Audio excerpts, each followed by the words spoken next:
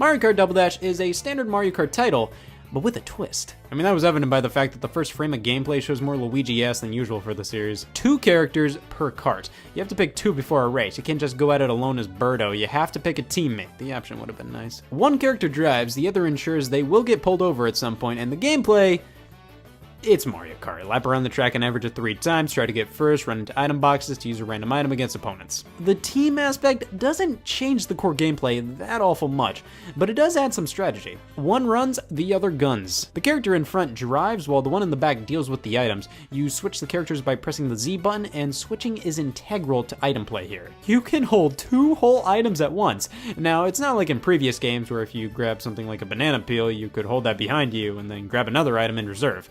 Now, in Double Dash, you can grab 2 items at once by driving into an item box, switching the character so the one in the back seat has their hands free, and then run into another box to get another item. You can't pass up this deal. This allows you to choose which item you use first. Both characters hold on to one, and you can switch between the characters to choose what you squirt out. You can actually hold on to a specific item for as long as you can keep it in the driver's hands. You can save a mushroom or something while you grab and use more items. Now, just because you can hold on to 2 items at once, it's really not like previous games. You can't hold an item behind you as a form of defense. You're vulnerable at all times unless you throw a banana or a shell behind you at the very last second if somebody's throwing something at you. Triple shells, yeah, those don't surround you. You decide to surrender to flashiness over function and juggle. Now, there are double item boxes, usually in harder to reach places than the single item ones. These give you 2 items instantly. You don't have to switch characters or anything. In fact, when you use one of the 2 items, the characters automatically switch positions so you can use your second item instantly. There will be a test. Now, because you have a partner, you can actually team up with an actual human being to play co-op. One player drives, the other uses items. Give me an E, give me an H, this mode is just fine. I'm happy it's here. It's cool a Mario Kart game has a form of cooperative play, but it just makes it so both players are experiencing only half the fun of Mario Kart, especially the item user. There will be prolonged moments where you're just not doing anything. But that's pretty much all the dual characters amount to gameplay-wise. They're a fun addition, but all they do is add a hint of strategy to racing from time to time. Nothing major, but it still makes Double Dash really accessible. You don't have to switch characters at all, really, but if you want to master the game, you're gonna have to swap religiously. It makes this game, out of all the Mario Karts, stick out in a really good way. It's 8:07, I'm due for my weekly complaining about a Mario Kart's controls. I mean, I had something to whine about with all the games before this, but with Double Dash, by God, they did it. They finally nailed the controls of everything here, especially the drifting. Something about using the GameCube's triggers and the drifting in Double Dash just go together so well. It feels so good. And we gotta talk about the rocket start.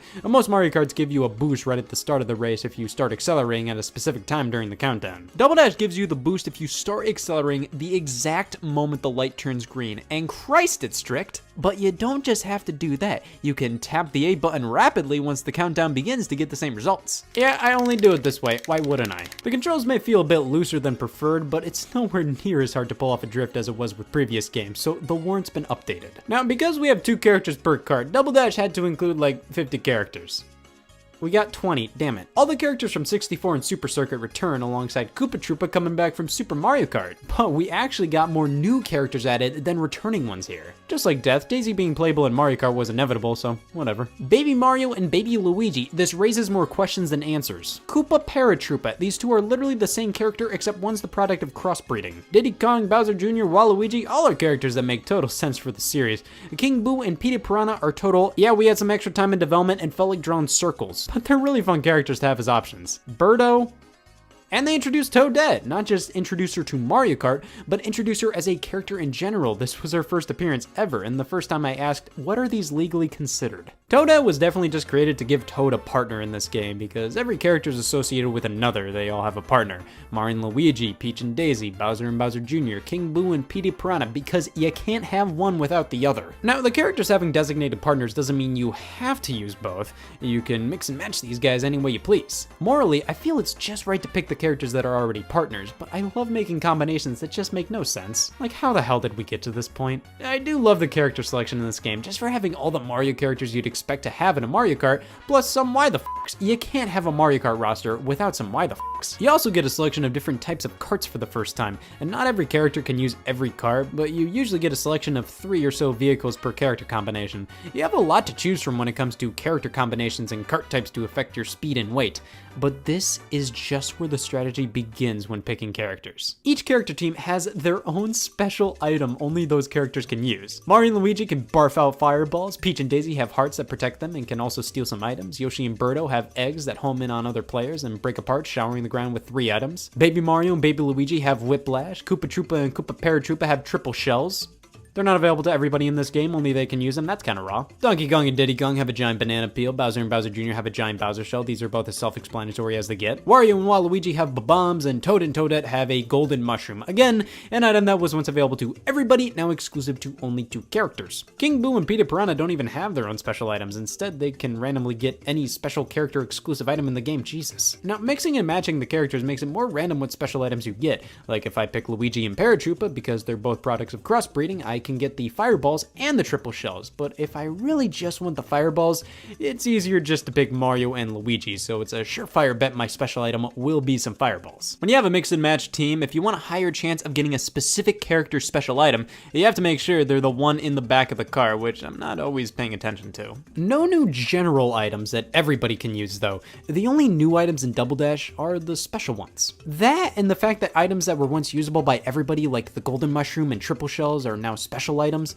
are pretty lame, but I love the idea of character-specific items in this game.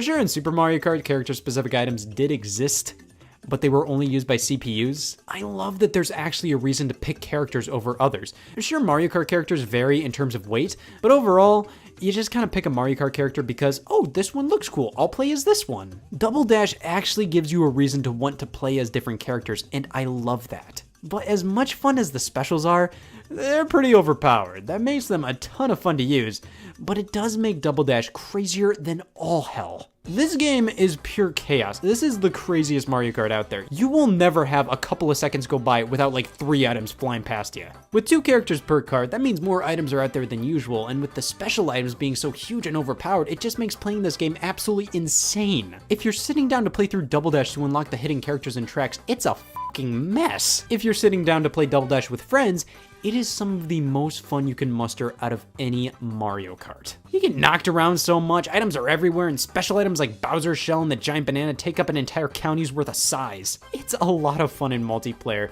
but a lot of the strategy that goes into Double Dash's new elements is sadly almost completely pointless with the amount of random bullshit happening all the time. Its physics can be a little wonky sometimes, the item balance is crazier than I remember. This is a train wreck of a game to sit down and try to complete in single player, but that makes it ridiculously fun in multiplayer. Well, let's move on to the tracks. We go back to the standard number of tracks from Mario Kart 64, 16 across 4 cups. The Mushroom Cup starts off with Luigi's Circuit. Yep, that's the stupidest date I've ever seen, but it's your standard no-nonsense Mario Kart course. This is your lame stepdad's favorite track. This is an interesting one just because you can pass by racers going in the opposite direction of you based on how the track layout is. Peach Beach and Dry Dry Desert are okay, just nothing special to be honest. Peach Beach has the interesting distinction of being yet another one of the stupidest dates I've ever seen. So stupid, I might just censor it. But then we have Baby Park, a 7-lap oval. That's it. Because of how small this track is and the amount of laps and the amount of bullshit, this is a fun one. So many items blazing around, all the racers are rubbing up against each other. It's crazy how one of Double Dash's greatest tracks is a fucking circle. Flower Cup. Mushroom Bridge is alright, I mainly remember it just because the music sounds like business is getting done. Mario Circuit's a less memorable Luigi Circuit to me, just because it ain't a lanky 8, that's for sure. There's a chain jump though, that's pretty fun. Daisy Cruiser is the track from Double Dash. You're on a cruise ship, you can go through a dining area where the tables are shifting all over the place, and you can fall down this hole, damn it. Waluigi Stadium's a fun time. It's like the Double Dash take on 64's Wario Stadium, and it has a whole lot of Piranha Plant budget cuts. I like this one because it really does feel like a motocross stadium. It's a good time. Star Cup. Sherbet Land is garbage. I hate this one. There's too many freezies. Mushroom City is a bit of a cooler take on Mushroom Bridge's concept, but it's a bit harder. Yoshi Circuit finally answers the question, what does it feel like to drive on Yoshi? Just the fact that they were able to make a good track out of an outline of Yoshi is all it takes to make this the best circuit track of the game. DK Mountain. This part with the crack, lame, but everything else is great. Now, you have to get first overall in the 100cc Star Cup to unlock the Special Cup, and after you ado, we have Wario Coliseum, a 2-lap course because of how honkin' long this thing is. But it's a really fun one. I love the atmosphere of being in this giant go-kart cage match. The Dino Dino Jungle is neat just because of its use of dinosaur feet. Overall, this one's okay, but Bowser's Castle feels like an epic adventure. Every single part of this course has something crazy going on.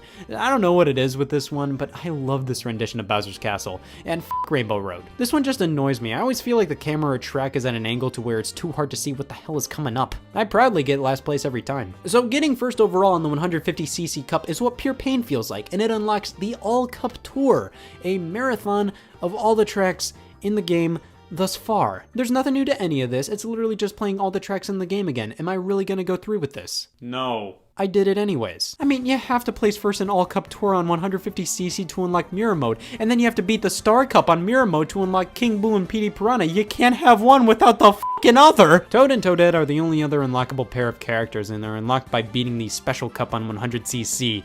God, Toad is such a flaccid unlockable character. Like, is it really exciting to unlock Toad in a Mario Kart game? Who goes... Holy shit!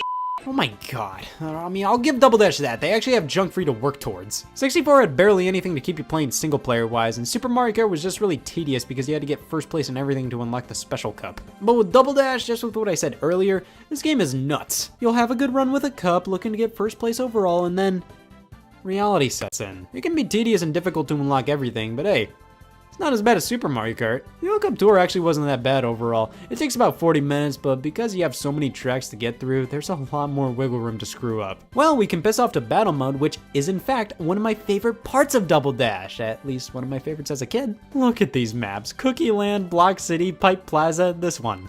I like this one. It's the most boring geographically, but it's the most GameCube geographically. There are actually more battle modes this time. Outside of Balloon Battle, we have Bob-omb Blast, where you just try to hit the most racers without getting hit as much as they do. And then there's Shine Thief, where you have to nab the shine from Mario Sunshine and keep it until the timer goes down to 0. YouTube, please don't turn me into a marketable plushie. No. You do!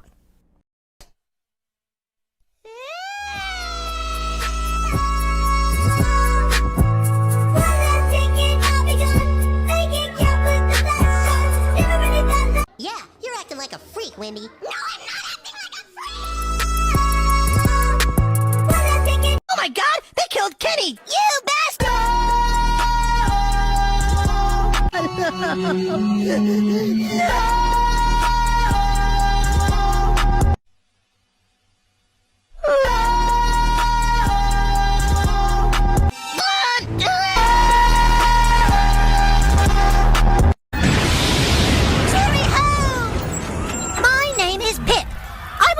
If you wouldn't mind not smashing our little town to bits.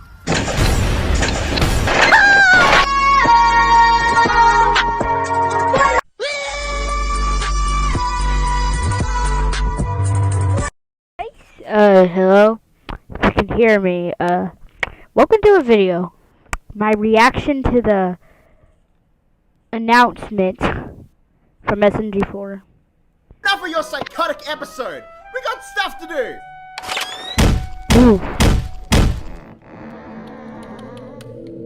Okay. Ooh. Ah.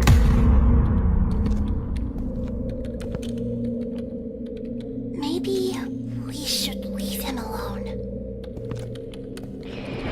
Ooh, boy. Snap out of it! It's gonna be perfect! It's gonna be perfect! It's He's gonna got be completely perfect! insane. SMG4 movie. It's gotta be perfect. March 18th.